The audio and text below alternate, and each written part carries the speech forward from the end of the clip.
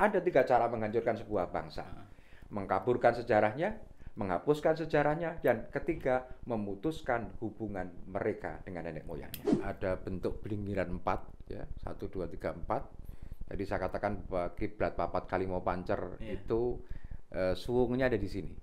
Tan kena kinoyo ngopo, tidak bisa digambarkan dengan apapun. Memahamkan pada posisi pusaka yang sebenarnya itu tidak harus menjadikan pusaka itu sebagai sesuatu. Ini wasilah. Wasilah, harus dipahami wasilah. Assalamualaikum warahmatullahi wabarakatuh. Jumpa lagi dengan acara Dampar Dialog Almu Ayat Surakarta.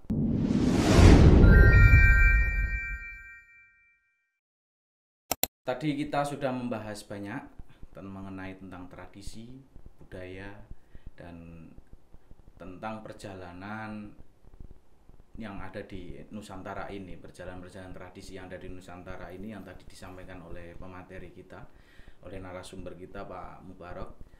Nah, masih mengenai tentang bulan Suro. Jadi kita masih mengenai tradisi-tradisi di bulan Suro. Yang pertama adalah tentang relevansi kebudayaan, relevansi budaya yang dan tradisi-tradisi di bulan Suro ini, atau yang umum, misalnya tidak hanya di Suro, misal kemudian ada bulan-bulan yang lain, kan setiap bulan pasti memiliki tradisi. Nah, kira-kira relevansinya untuk konteks zaman hari ini itu seperti apa, Pak? Oke. Ada 3 cara menghancurkan sebuah bangsa. Pertama adalah mengkaburkan sejarahnya. Ya. Kedua, menghapuskan sejarahnya. Yang ketiga adalah memutuskan hubungan mereka dengan nenek moyangnya. Oke. Kalau 3-tiganya ini dilakukan, jangan tunggu lama, nggak tunggu lama. Negara itu pasti akan hancur. Karena kehilangan jati diri itu. Karena kehilangan jati diri. Ya. Ini penting banget. Menjaga, merawat 3 hal ini. Ini penting. Tradisi yang sudah terjalin dengan bagus oleh leluhur-leluhur kita. Itu kadang-kadang masuknya orang-orang yang notabene tidak senang dengan Jawa, tidak senang dengan akar kebudayaan, itu mereka ingin memasukkan sesuatu agar tujuannya sama. Tujuannya adalah untuk menghancurkan dan dia bisa hidup di situ. Ini harus diperhatikan oleh kita semua, terutama orang yang menjaga tradisi. Maka pemerintah dalam Undang-Undang Nomor 5 Tahun 2017 tentang pemajuan kebudayaan itu ada 10 objek pemajuan kebudayaan yang harus dijaga. Oke. Jadi peran serta pemerintah itu memang terjalin dalam undang-undang. Undang-undang ini itu nanti akan memperkuat pada namanya pokok-pokok pikiran kebudayaan daerah, PPKD.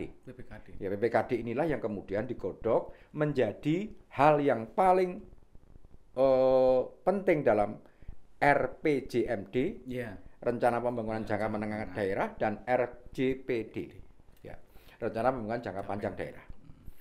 Kalau kekuatan ini sudah dimunculkan dengan dasar 10 objek pemajuan kebudayaan, insya Allah tradisinya masih berjalan. Belum lagi ditambah misalnya di Solo ini, di Surakarta, ada Undang-Undang Pemajuan Kebudayaan, Perda Pemajuan Kebudayaan sudah ada. Sama dengan di Jawa Timur di Pergub Nomor 6 Tahun 2024 tentang pemajuan kebudayaan. Kalau ini sinergi sudah terjalin dan sebagainya, dan masyarakat, pemerintah dan peran serta masyarakat ambil bagian, maka tradisi-tradisi yang kita khawatirkan akan hilang, ya. Terus relevansi dan sebagainya, ini insya Allah akan tertata dengan baik.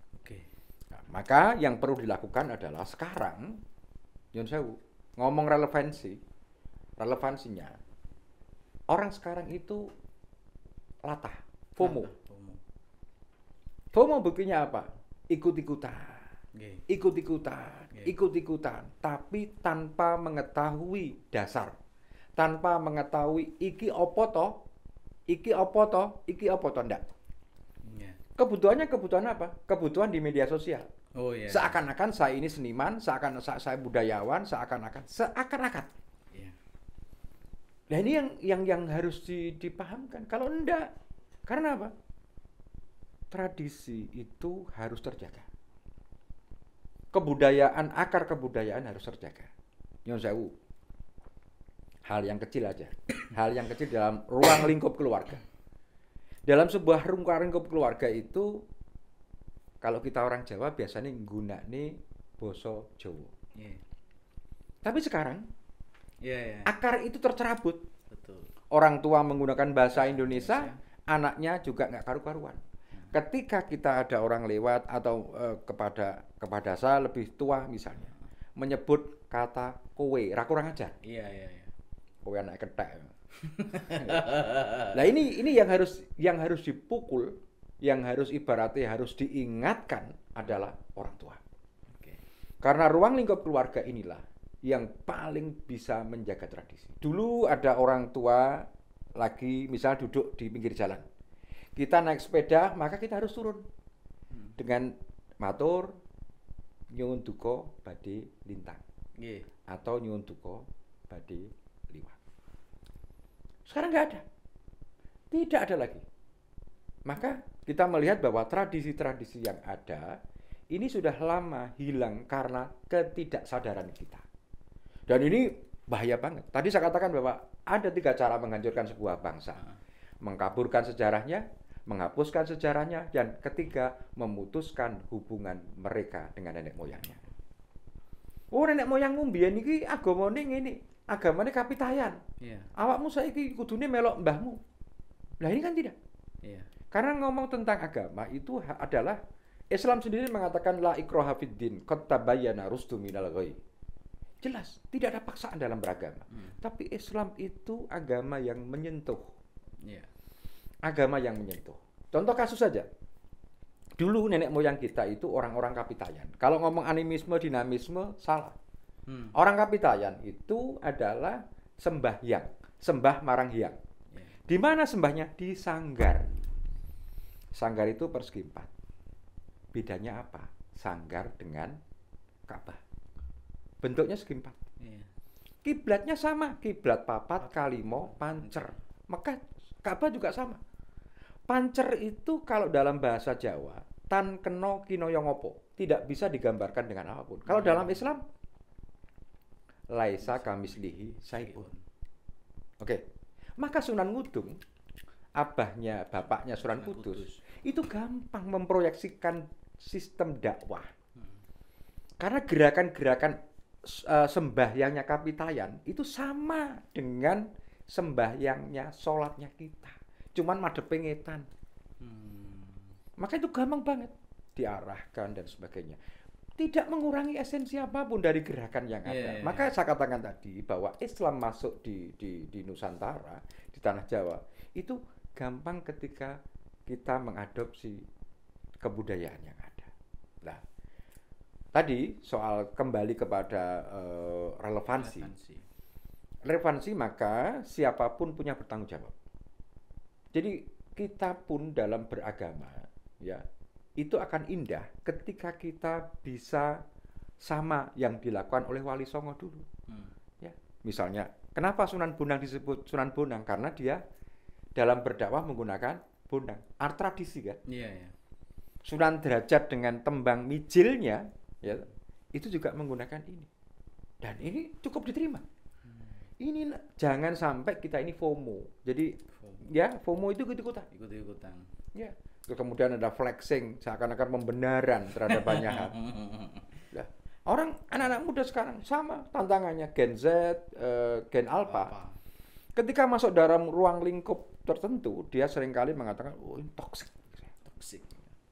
Dan nggak menarik. Nggak menarik. Loh, bagaimana memulai kepada mereka? Bagaimana memulai agar mereka tetap menjaga tradisi? Maka jangan pernah lelah menjadi orang baik. Baik, berarti tadi yang disampaikan hari ini adalah masyarakat kita itu atau generasi Zen atau generasi Z atau Alpha ini itu terserang FOMO itu. FOMO tadi ikut-ikutan ya Pak ya. Karena begini Pak, saya itu mencoba mengamati fenomena masyarakat hari ini. Jadi memang media sosial itu merubah segalanya. Jadi orang itu merasa ada satu kelompok yang kemudian merasa super power di media sosial, akhirnya dia merasa paling benar. Nah, kemudian dulu mungkin sekitar hampir 3 atau 4 tahun yang lalu kita sedang kebanjiran drama Korea mungkin misalnya. Kemudian dari situ kita punya apa namanya, masyarakat kita menjadi berubah atas standar kecantikan itu adalah ya Korea. seperti Korea begitu kan. Kemudian standar orang keren waktu itu seperti itu. Padahal kalau kita lihat zaman dulu itu kan misal kemudian ketika saya lihat foto-foto lama orang berpendidikan itu pakai apa pakaian kayak jas tapi jas Jawa itu apa namanya. Nah, terus pakai beskap, masih pakai blangkon. Itu pelajar waktu dulu. Akhirnya kemudian itu kan proses kebudayaan. Dulu waktu kemudian zaman Pak Karno itu kan ada Pak Karno anti barat sampai musik-musik barat itu karena beranggapan bahwa ini perang kebudayaan. Karena kebudayaan ketika budayaan asing masuk ke Indonesia, maka kemudian ini akan merubah struktur masyarakat Indonesia. Nah, kira-kira zaman sekarang itu, Pak, apa yang semestinya generasi Z dan generasi Alpha lakukan untuk tetap kita tadi teguh pada kebudayaan kita, agar kita tidak tercerabut itu tadi. Nah, itu kira-kira langkahnya apa, Pak? Generasi Z dan generasi Alpha ini. Generasi Z dan Alpha saat ini kalau boleh dibilang mengalami brain rot, jadi pembusukan otak. Sampai situ, Pak? Ya, karena scrolling lihat. Kalau sudah posisi PW, posisi wena, mereka itu lupa. Jadi tidak lagi misalnya diminta Ibu Isa, hak gelem nyapu, gelem, karena sudah PW, sudah kau ini matanya sampai melolok-melolok. Kayak ada dopamin ya, Pak, candu ya. Candu. Nah, inilah yang menjadi sebab. Lagi-lagi apa? Uswah hasanah. Itu di siapa lagi? Orang tua. Orang tua ya. Kalau orang tuanya sama juga tiap hari mipel. Ya, itu contohnya akan seperti itu. Maka menjadi orang tua saat ini berat. Betul. Menjadi orang tua saat ini sangat berat. Bagaimana menjadi uswah hasanah? Ya.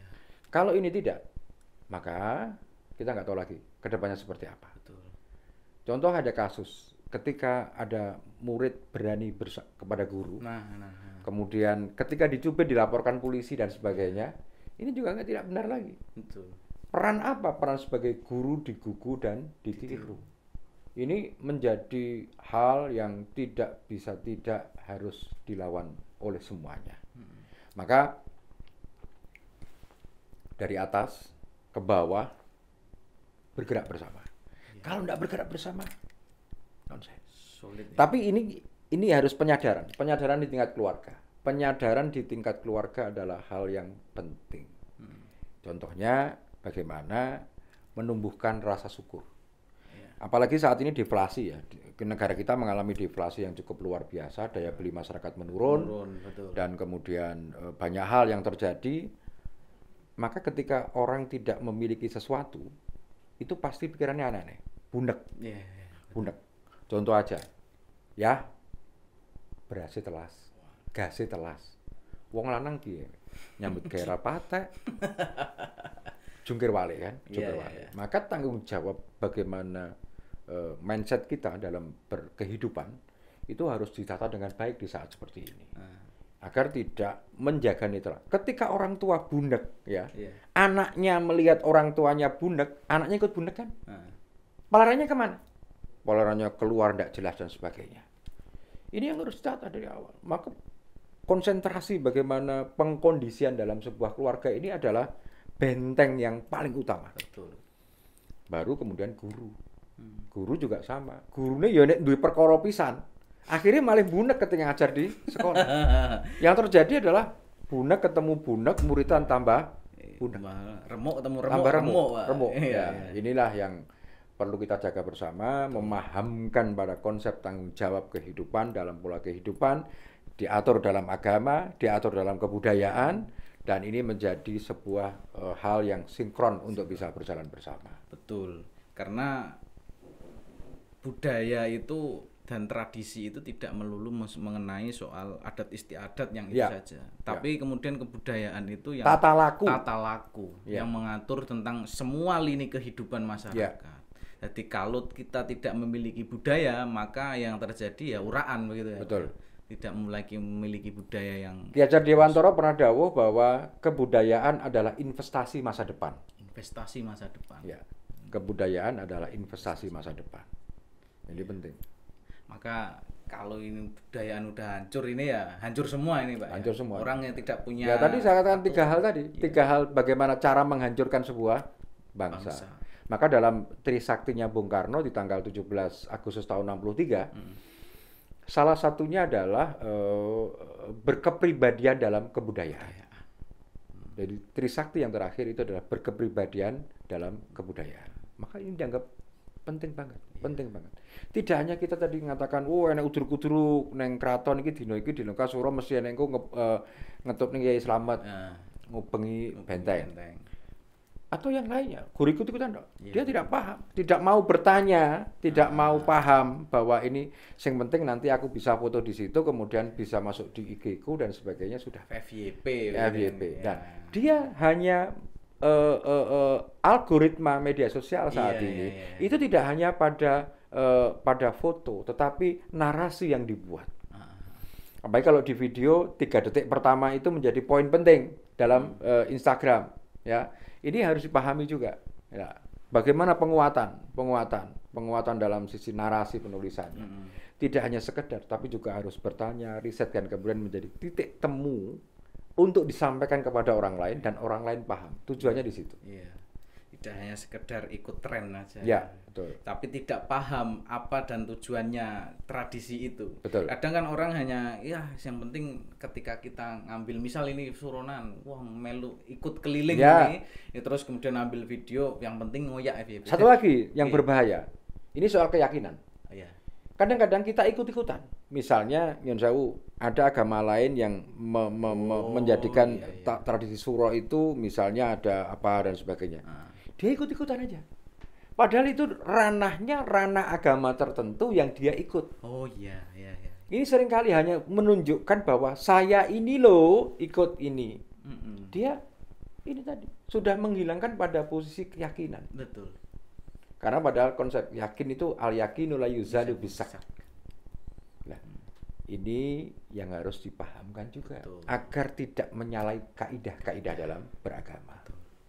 Boleh berbudaya, tapi jangan tinggalkan tradisi paugeran agama. Oke. Nah, karena standar manusia hari ini itu ya medsos, Pak. Tadi flexing tadi. Iya, flexing itu. Ya. Karena ya itu. Jadi perang kebudayaan di dunia hari ini selain perang antar negara ini, ternyata perang kebudayaan ini berbahaya juga ya, Pak ya. Iya, betul. Nah, kemudian kira-kira pesantren yang hari ini yang kemudian menjadi satu-satunya kelompok yang menjaga tradisi, kemudian menjaga agama dan melestarikan atau mengajarkan kebaikan-kebaikan itu. Nah, melihat fenomena hari ini, apa yang seharusnya dilakukan oleh para santri ataupun para pesantren-pesantren itu? Ya. Jadi peran pesantren seperti apa? Konsep pesantren itu tetap sama, taklim wa ta'alum. Jadi konsep pesantren itu sama, taklim wa ta'alum. Kalau taklim wa ta'alum torekohnya ini digunakan, maka insya Allah akan menjaga. Jadi posisinya tetap pada al-muhafadzatul al-qadimi sholeh wal akhdu bil jadidil aslah. Tetap pada posisi itu. Nah, cuman kita harus mengikuti zaman. Iya. Kalau tradisi-tradisi lama tetap dijaga, tapi ada pembaharu yang kemudian bisa dimasukkan. Contoh, dulu di Al-Mu'ayyad di zaman saya nggak ada podcast seperti ini. Bahkan Nyun Sewu desa ya Pak ya? Masih bukan desa ya, karena sezamannya pada waktu itu. Dulu kita main komputer pakai DOS ya, DOS zaman dulu gitu ya. Kita baru buka aja belajar, terus kemudian kita kadang-kadang lari ke, dulu ada Amik ya, jadi apa itu kita lihat dari balik kaca. sinau itu kadang di luar. Untuk bagaimana mendapatkan porsi itu. Tapi kan kelamaan ditambah. Dulu di Mangkunegaran ada warnetnya juga. Ada warnet dan sebagainya. Sekarang sudah berkembang begitu luar biasa. Karena ini apa ya? Pembaharuan yang harus kita terima. Yang harus kita terima. Anak-anak dulu pondok nggak ngerti tentang apa itu fotografi, sinematografi dan sebagainya. Sekarang belajar semua. Karena ini progres. Progres bagaimana menyampaikan sesuatu kepada khalayak umum. Trennya seperti itu, trennya seperti itu. Tapi jangan meninggalkan pada konsep-konsep utama pesantren. Nah, konsep pesantren ini bagaimana kita mengubah daya di balik sesuatu. Dan ini lagi dari pengasuh pesantren sampai pada gus-gusnya juga harus ikut berkembang. Terbuka ya, Pak. Terbuka. Tapi harus ada tradisi yang dijaga. Tradisi yang dijaga. Terbuka tapi tidak sembarangan. Tidak sembarangan. Ya, itu yang penting banget. Poin-poin penting lagi misalnya contoh akar kebudayaan yang dulu kalau di takzir itu digepuk zaman saya ketika misalnya merokok ya. Merokok itu takzire agak parah. Jadi kalau dulu Samsu itu harganya Rp25, maka ini siap-siap dipukul dengan jalin, ya. Itu almarhum Pak Zuhri, almarhum Pak Rodin. Ya, ini nggak boleh pakai celak, nggak boleh pakai daleman. Jadi sarung saja disiap digepuk ambek jalin. Bah. Sekarang pakai seperti itu lagi, silakan dilaporkan polisi. Dilaporkan polisi. Dan benar terjadi. Yang sedang terjadi itu. Tantangannya tidak banyak pada itu saja. Pesantren ini mengalami sebuah perubahan yang sangat drastis luar biasa. Karena masuknya informasi luar dan sebagainya. Contoh kasus. Hanya karena untuk menguatkan hafalan, santri itu ada loh yang mengkonsumsi pil koplo. Itu ada. Dan ini dari riset yang pernah saya lakukan dan cara yang terbaik pesantren yang dilakukan bukan menghukum mereka, tetapi berikan SP1, SP2, SP3, pulangkan. Jangan lagi menggunakan kekerasan. Karena ketika kekerasan terjadi, yang terjadi adalah pelaporan kepada polisi. Nah, pengetatan, bentuk penyadaran itu penting dilakukan. Pola kedekatan, ya, pengurus, ya, pengasuh dengan para santri ini adalah tradisi yang harus dijaga.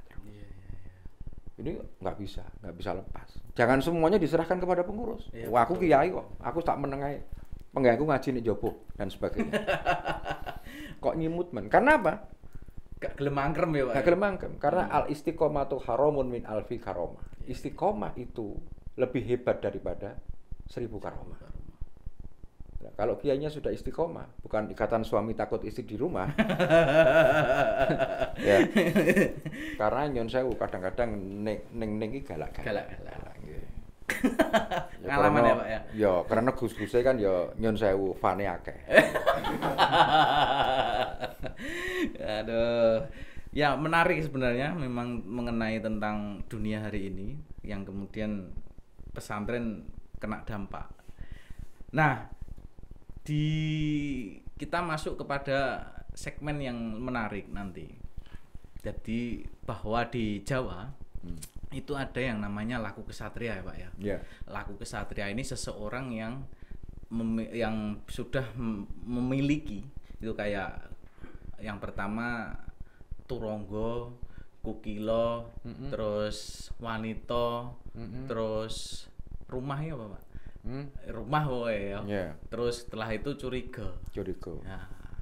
Nah, 5 hal ini ketika sudah dilaksanakan oleh manusia Jawa, maka itu disebut lelaku kesatria. Nah, kira-kira Pak, ini kan temanya suro ya. Suro itu masih lekat dengan wayahe jamaah sikris atau wayahe ngumbah gaman biasanya di masyarakat itu kan muncul gitu. Nah, kira-kira jamasan itu apa tuh Pak? Jadi begini, antara jamasan dan marangi itu berbeda. Oh beda? Ya. Ngomong jamasan itu artinya diwasuh.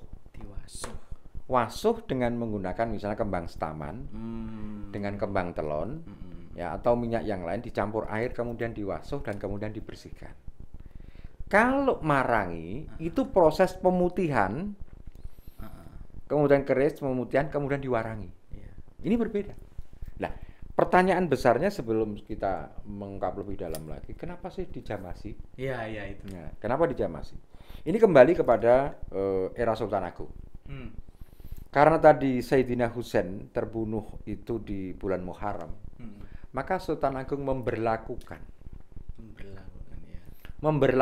bahwa di bulan Suro tidak boleh ada perang. Maka pusaka-pusaka semua dijamasi. Tujuannya itu untuk ngeker. Tadi kan sama. Tujuannya di bulan Suro itu tirakatnya ngeker jiwa ragane awake dhewe. Ngeker niku napa, Pak? Ngeker itu menahan. Jadi menahan hawa nafsu, menahan segala hal dan sebagainya. Itu ngeker di bulan Suro. Nah, salah satunya ngekernya tadi adalah pusaka ini tidak digunakan untuk berperang. Karena menghormati peristiwa di Medan Karbala. Zaman dulu tidak ada di era Majapahit itu bukan masalah jamasan, marangi pusaka itu tidak ada. Karena di era Majapahit itu justru pusaka-pusaka itu hanya sebagai dalam konteks jimat makna filosofi. Karena apa?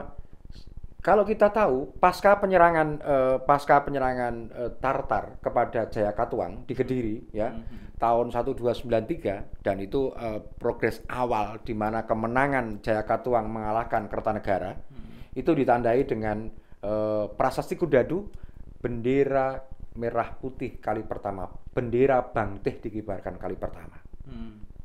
Jadi kalau ngomong tentang tadi, kebetulan saya berasal dari Kediri akan sedikit menyampaikan.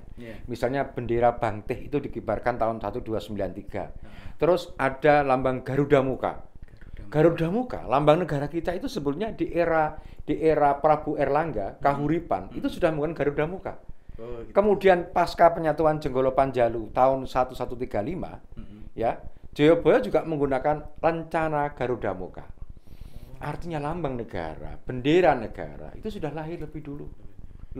Nah, kembali tadi kepada progres tentang bagaimana ke depan tentang esensi daripada pusaka tadi yang saya katakan pusaka. Ini menjadi hal yang mendasar. Tadi kita mengetahui bersama bahwa keris itu misalnya pusaka itu berawal dari falsafah berakhir dengan kepasrahan. Ini yang jarang dimengerti oleh kalangan khalayak umum. Karena menganggap bahwa ketika ngomong, terutama orang-orang di luar yang tidak paham kebudayaan, dia mengatakan bahwa ini syirik, ini syirik dan sebagainya. Tadi sempat kita bahas kan di luar bahwa Al-Hadid ayat 25 menjelaskan bahwa Allah menurunkan besi, di dalamnya ada kekuatan yang hebat. Fihi baksung sadidun itu bermakna juga fihi sakinah. Ketenangan. Tadi sampaikan juga ketika orang masuk hutan tanpa membawa apa-apa, tapi ketika membawa pedang, ada sisi keberanian yang luar biasa yang muncul, bahwa ini menjadi fihi baksum sadidun, fihi sakinah di dalamnya. Nah, di konsep pusaka itu atau kita paduhungan ilmu perkerisan, kenapa UNESCO di tanggal 25 November tahun 2005 mengakui keris sebagai warisan budaya dunia intangible? 25 November. Maka saya sebagai Litbang Senapati Nusantara pada waktu itu dengan UNESCO ya tahun 2018 dengan Kementerian Kebudayaan kita membahas tentang Hari Keris Nasional. Itu tanggal 25 November berdasarkan pengakuan UNESCO. Lah sekarang ada pengakuan UNESCO, ada dari Kementerian Kebudayaan, Pak Fadrizon, dia membuat ontran-ontran Hari Keris Nasional tanggal 19 April, itu tidak ada dasarnya. Itu tahun 2011 kejadiannya di Solo, ada kirap, ada kongres. Tapi sebelumnya tanggal 19 April itu ada kirap kirap gitu loh. Kok kirap kok didasarkan jadi hari keris kan nggak masuk akal. Iya, betul. Padahal hari wayang, hari batik itu berdasarkan pengakuan UNESCO. Sama, maka hari keris pun juga harus pengakuan UNESCO. Ini yang kita galang semangat kita di 63 paguyuban di Nusantara untuk bersama-sama mengawal ini. Nah, kembali lagi kepada makna filosofi tadi. Filosofi. Keris ini sebetulnya memiliki makna yang sangat luar biasa.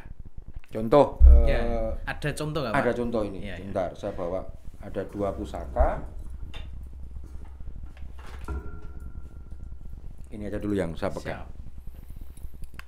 Ini keris, jadi warongko apa ini?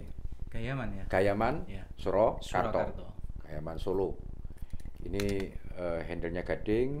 Saya kolaborasi dengan Mendak Jawa Timuran emas. Jadi pusaka ini Tangguh Mageti. Dapurnya Tilam Sari. Dapurnya Tilam Sari. Kenapa Tilam Sari?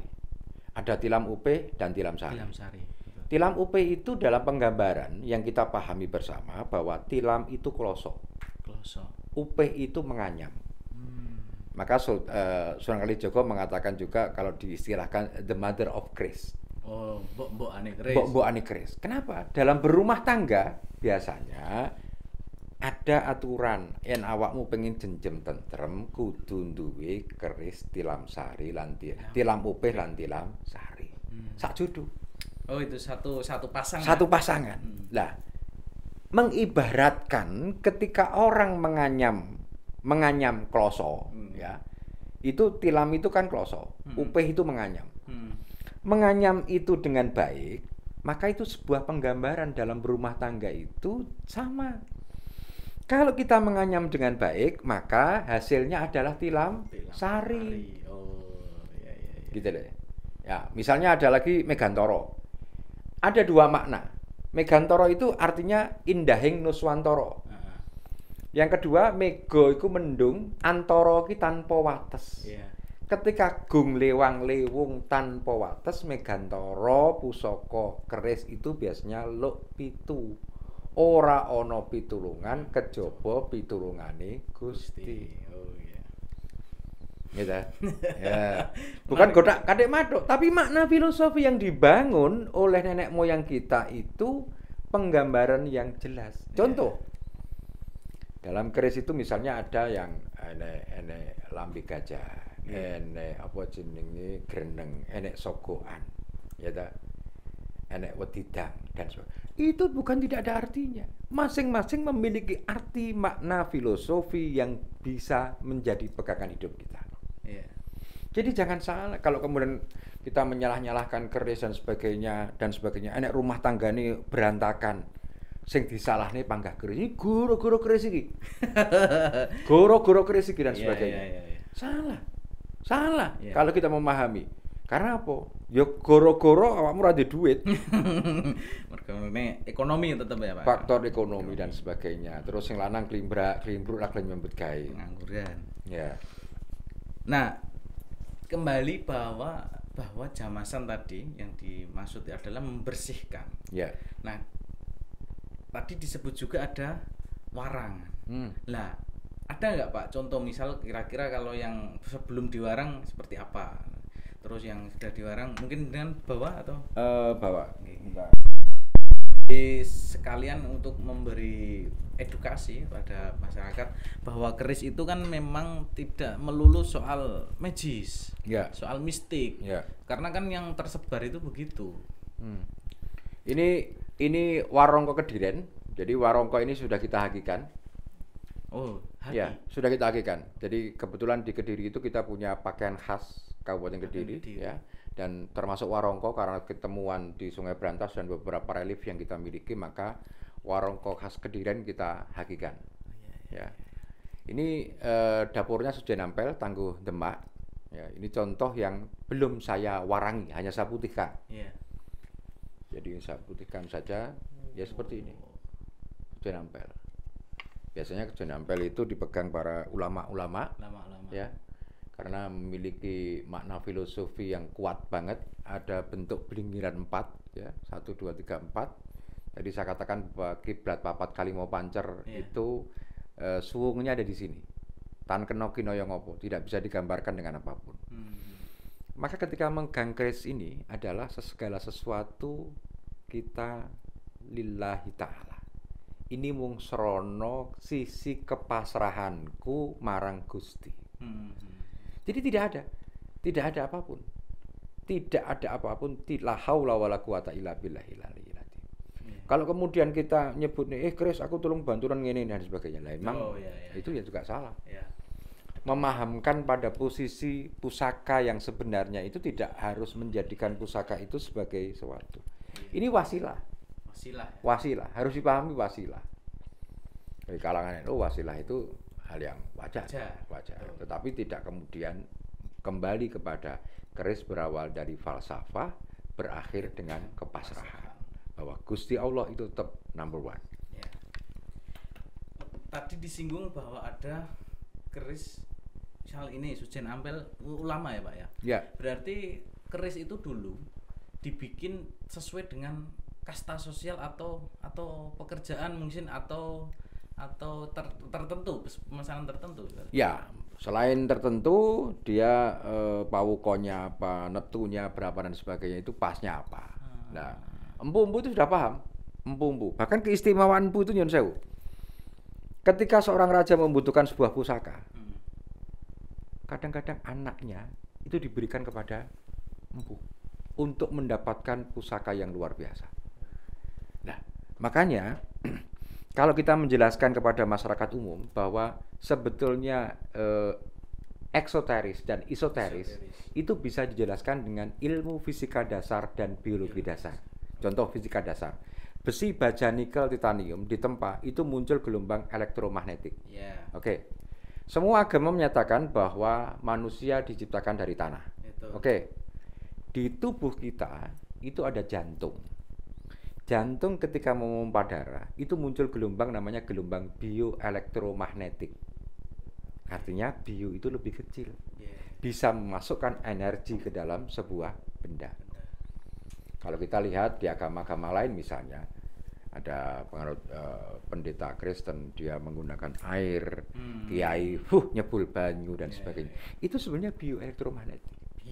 Ya, karena sifat rahmannya Gusti Allah tidak pandang bulu, ya, tidak pandang bulu, dia itu beragama apa, sifat rahmannya kabeh diparing nih. Diparing nih. Sehingga kalau kita melihat bahwa Islam masuk, kemudian ada empu-empu yang berbau masuk, misalnya Torekoh di Satariyah misalnya. Empu-empu keris Mageti itu Satariyah. Dari mana? Syekh Abdurrahman. Syekh Abdurrahman dari Nyai Harjo Besari. Mbah Guno Sasmito itu adalah empu dari PB ke-6. PB ke-6. Dan di awal itu memang dia, karena PB 6 itu berafiliasi dengan Diponegoro kan. Ya, kemudian meskipun beliau terbunuh di pada waktu itu karena membela Pangeran Diponegoro. Pangeran Diponegoro pun pusaka-pusaka yang digunakan juga ada sebagian dari pusaka dari Mageti. Dari Mageti, dari Empu Guno Sasmito. Dan Kanjeng Kiai Boloyudo itu termasuk salah satu yang diduga pengkolaborasian dari beberapa keris yang kemudian dilebur menjadi salah satu keris yang andalan daripada Mageti dari Empu Guno Sasmito yang merupakan keturunan ke-13 dari Empu Supo. Oh iya, masih keturunan Empu Supo ya. Masih keturunan Empu Supo. Dan sampai sekarang masih ada Empu ke-17 yaitu Empu Teguh Guno Anom. Ya, yang masih muda tapi sudah karyanya sangat luar biasa. Oke. Berarti memang ada tadi keris-keris khusus untuk misal ulama. Ya, ulama misalnya dapur cengkrong dan sebagainya. Ya, ada lagi yang ada. Berarti memang tidak umum begitu ya Pak ya. Berarti, tidak umum. Jadi misal kalau untuk laku santri ada Pak? Laku santri itu biasanya bisa misalnya dapur kebu, ya dapur kebu, posisi itu yang bisa dimanfaatkan atau brojol. Ya brojol itu tujuannya untuk apa? Tujuannya agar ketika dia dalam rangka berupaya nuprih ilmu, itu diberi kemudahan sebagai wasilah. Oke. Begitu kira-kira pertemuan kita hari ini. Terima kasih Pak Barok atas wawasan dan ilmu yang telah di-share kepada kami dan teman-teman jamaah Dampar. Jadi Dialog Al-Muayyad Surakarta ini, atas waktunya. Mungkin para teman-teman sekalian bahwa Al-Muayyad punya alumni yang luar biasa. Beliau ini jadi tidak hanya sekedar alumni-alumni yang menjadi pejabat, tapi ya yang ada seperti Pak Barok ini budayawan, atau orang menyebutnya semi dukun lah gitu. Begitu, terima kasih Pak Barok atas waktunya dan perjumpaannya hari ini. Semoga membawa keberkahan dan membawa kemanfaatan bagi kita semua. Amin, amin. Mungkin dari kita atau ada closing statement dari Pak Barok untuk pesan untuk teman-teman sekalian. Ya, pesan kepada santri-santri Al-Muayyad dan juga alumni-alumni Al-Muayyad bahwa sehebat apapun kita, jangan lupa bahwa awalnya kita bukan siapa-siapa. Maka daripada itu, lakukan semua dengan riset dan pembelajaran yang benar. Karena dari situlah kita akan memahami, tidak ikut-ikutan atau FOMO. Terima kasih. Terima kasih. Oke, terima kasih. Sampai jumpa. Wassalamualaikum warahmatullahi wabarakatuh. Waalaikumsalam warahmatullahi wabarakatuh.